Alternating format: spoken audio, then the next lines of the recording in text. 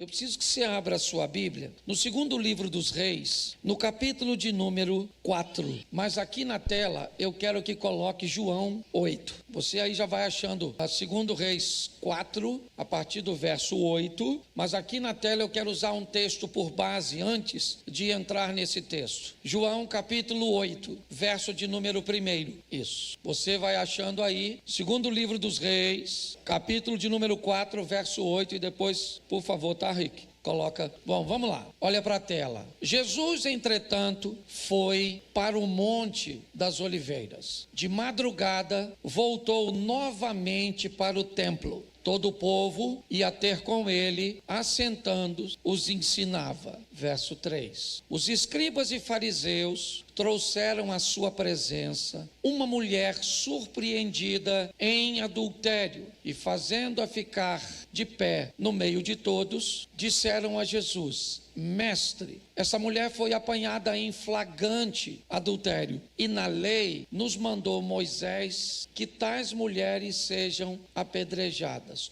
Tu, pois, que dizes? Feche os seus olhos. Senhor, continua falando conosco. Usa-me como um canal de bênção nesta hora, pelo poder do nome de Jesus. Você pode dizer amém? Bom, a Bíblia diz que nós devemos orar sem cessar, sim ou não? Se tem uma coisa que todos os cristãos precisam entender, é que a oração precisa fazer parte de sua vida. O cristão, ele precisa da oração, porque o Deus que nós servimos pede de nós relacionamento, e o relacionamento é mantido através do diálogo, da conversa, da proximidade. Mas a pergunta é: que tipo de relacionamento eu estou mantendo com Deus? Eu botei esse texto aqui antes de entrar no texto. Vou terminar no horário, tenho 19 minutinhos, mas vai dar. Eu quero te mostrar, volta ao verso 1, por favor. Acompanhe comigo só para você entender isso e ficar mais fácil de aplicar. João 8:1, volta para o 1, por favor. Jesus, entretanto, foi para o Monte das Oliveiras, verso 2. De madrugada voltou para o templo, e todo o povo ia ter com ele, e ele, assentando, os ensinava.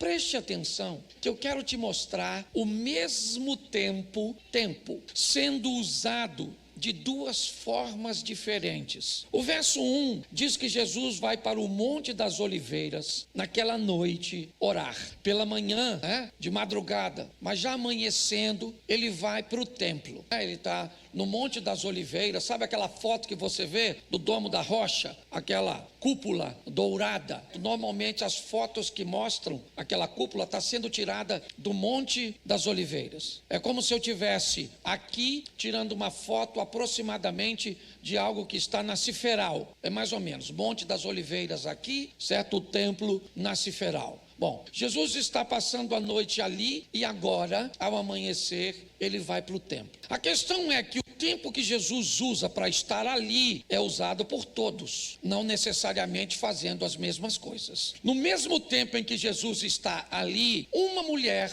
está cometendo adultério. Tá certo? Tem gente trabalhando, tem gente dormindo, tem gente orando como Jesus, e tem gente adulterando. Tudo no mesmo tempo. Nós estamos aqui agora, o tempo está sendo o mesmo para todos. Alguns estão prestando atenção, outros não. Alguns estão com o celular, outros, certo? Ou seja, o tempo é para todos. Mas o que se faz com ele pode demonstrar o que teremos que fazer com nossas orações. É isso que eu quero alertar você hoje. Quando amanhece, amanhece para ela e para Jesus. E agora, ao amanhecer, ela precisa de uma ajuda que Jesus não precisa. Ela está exposta a uma vergonha que Jesus não está. Mas qual é a diferença entre ela e Jesus? É o que ela resolveu fazer. Eu vou ter que orar sempre. Mas me ajude aí. Será que eu preciso orar como todo mundo ora? Será que algumas pessoas não precisam usar o tempo de sua oração, estabelecendo uma conexão com Deus para corrigir coisas? E naquele mesmo período, alguém pode estar orando de uma forma muito mais suave, muito mais leve, porque tomou decisões diferentes. Nós vamos orar sempre, mas a pergunta é: eu estou sempre apresentando a Deus as minhas dificuldades, os meus problemas? Ou será que eu já aprendi a viver de uma forma onde os meus problemas foram minimizados pela minha obediência e pela colocação das instruções do Evangelho na minha vida. Eu acho que vale a pena nós refletirmos sobre isso. Parar de orar nunca, orar sem cessar, mas que tipo de oração tem sido a minha? Ela é sempre de propósito corretivo? Ela sempre está conduzindo para Deus problemas? Eu sempre estou buscando os milagres? Então preste atenção, que se todas as vezes que alguém liga para mim ou busca conversar comigo, seu propósito é me pedir as coisas, este não é um relacionamento dos melhores e mais prazerosos. É muito legal quando você tem alguém que quer conversar com você, que quer bater um papo com você, não para te pedir alguma coisa, mas pela satisfação da sua presença, pelo prazer de sua amizade. Talvez por isso, muitos cultos têm recebido críticas severas na internet. Por estar sempre estabelecido sobre este ambiente, onde as pessoas são clientes que passam a semana inteira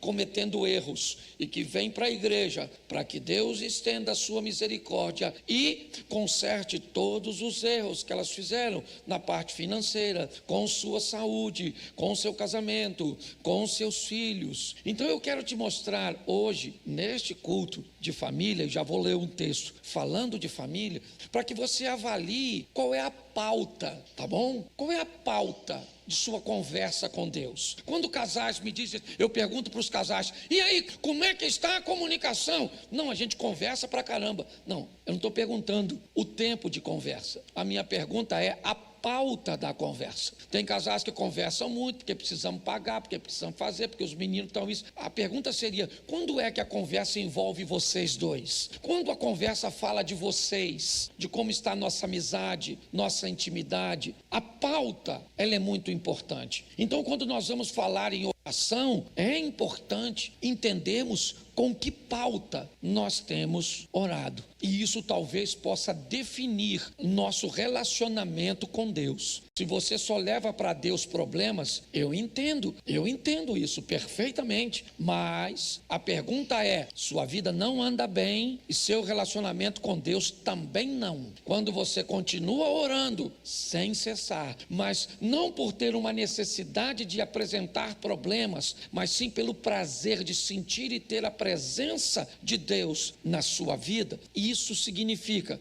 que sua vida está boa e seu relacionamento com Deus também. Como adquirir isso? Talvez seja a grande pergunta. Talvez nós consigamos, em meio ao deserto, descobrir essa fonte. Então vale a pena olhar numa família, que eu só quero fazer uma introdução e depois vocês leiam em casa. Mas agora sim, segundo o livro dos Reis, capítulo 4, verso 8. Coloca na tela. Certo dia, passou Eliseu por Sunem, onde se achava uma mulher rica, a qual o constrangeu a comer pão. Daí, todas as vezes que passava por lá, entrava para comer. Ela disse ao seu marido, vejo que este que passa sempre por nós, repita sempre por nós, isso, é santo homem de Deus. Façamos-lhes, pois, em cima um pequeno quarto, obra de pedreiro, e ponhamos nele uma cama, uma mesa, uma cadeira e um candeeiro. Quando ele vier à nossa casa, retirar-se-á para ali. Um dia, vindo Eliseu para ali, retirou-se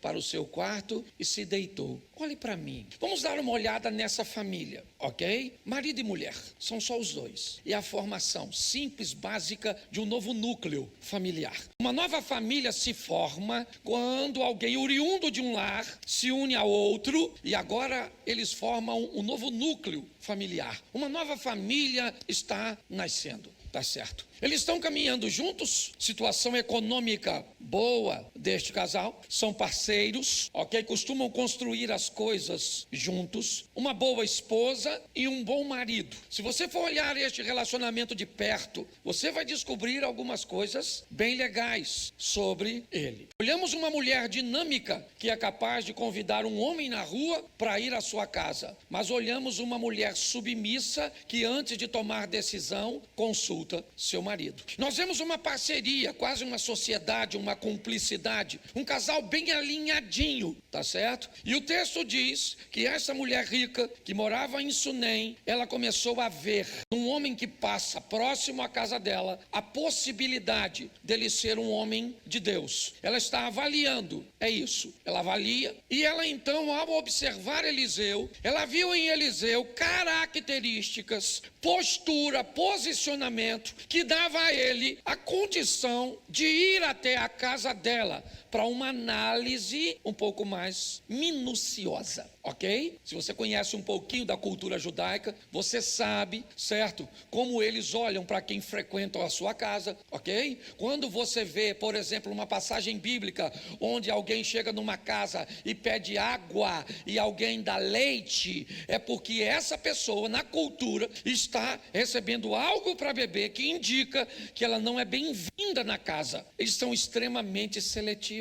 Se forem fazer negócios, não gostam de ser vistos sentado à mesa com qualquer um, principalmente os mais ortodoxos. Eles têm uma visão: se eu me sento na mesa com você, Lucas, eu estou validando você. Se eu permito que você faça parte de minha intimidade, eu valido você. Então ela observa ele de longe, e ao observar de longe, ela acredita que ele pode frequentar sua casa. Ela então leva Eliseu para sua casa, apenas para um lanche, apenas para uma comida, algo muito pontual, tá certo? É um momento que ela vai avaliar se ele não é apenas uma impressão, se ele não é apenas uma visão à distância, ou se ele tem qualidades que dará a ele o passaporte para frequentar a casa dele, ou a casa dela. Automaticamente, Eliseu vai fazer a mesma coisa. Um dos homens mais seletivos do Velho Testamento, ele é. Se ele vai à casa daquela mulher e ela não se veste direito, não se comporta direito,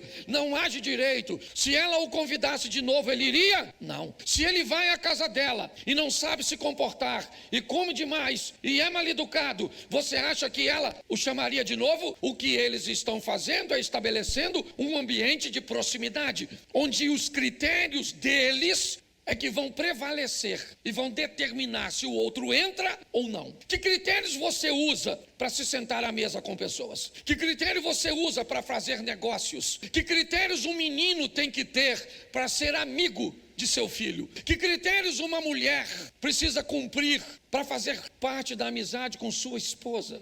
Pare e pense. Quanto mais fortes forem nossos critérios, melhor serão nossas orações. Quanto mais assertivos formos em nosso posicionamento, as nossas orações praticamente não trarão petições a nosso respeito. Eu fico imaginando quantas orações Jesus fazia pedindo coisas para si, da maneira cuja qual ele se comportava e vivia. Quando está orando por Lázaro, ele diz: eu bem sei que o Senhor sempre me ouve. A grande questão da vida é essa, não é o quanto você ora, é a pauta. Porque se a vida estiver bagunçada, a pauta também vai estar bem bagunçada. Essa mulher agora tem critérios, ela leva Eliseu e ali ela avalia Eliseu. Ela chama seu marido e diz: vejo que este que passa sempre por nós é um santo homem de Deus. Só com uma visita ela descobriu que ele era santo?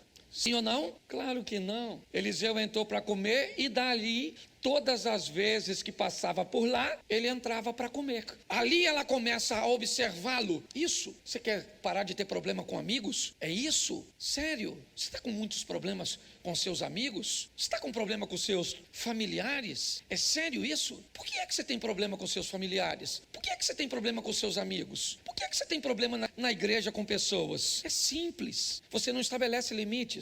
Você não estabelece fronteiras. Você não determina até onde as pessoas vão. Você tem medo de colocar as pessoas no seu lugar. É isso? Você está com problema com seu cônjuge? Talvez hoje seja difícil reposicioná-lo, porque você deixou ele ganhar tanto território. Eu não estou falando de amor ao próximo, não. Eu estou falando de equilíbrio, de determinação. Nós precisamos melhorar nosso relacionamento. É isso. Ele entrou diversas vezes e diversas vezes, ao observá-lo, ela descobre que ele é um santo homem de Deus. Aí você vem para a igreja, frequenta 2 cultos, nem conhece a pessoa do lado e conta seu segredo para ela. Aí você é um novo convertido, alguém corta do teu lado, te pede dinheiro emprestado e você empresta sem saber. Aí não te paga e cai na conta do pastor. Ovelha do pastor Cláudio, ovelha do pastor Cláudio, do pastor. Que eu aprendi uma coisa: igreja é assim, Lucas. Se tudo dá certo é porque Deus é bom. Se tem problema na igreja é o pastor, que não é nada. Se o troço dá certo, eu não recebo os louros. Mas se dá errado, pancada no pastor. Olha, eu vou passar uns 10 minutinhos igual eu passei pro outro, tá certo? E se você tiver que ir embora também não tem problema não. Vá na bênção do Senhor. É porque tem uns pastores que dizem, se você sair antes do culto acabar,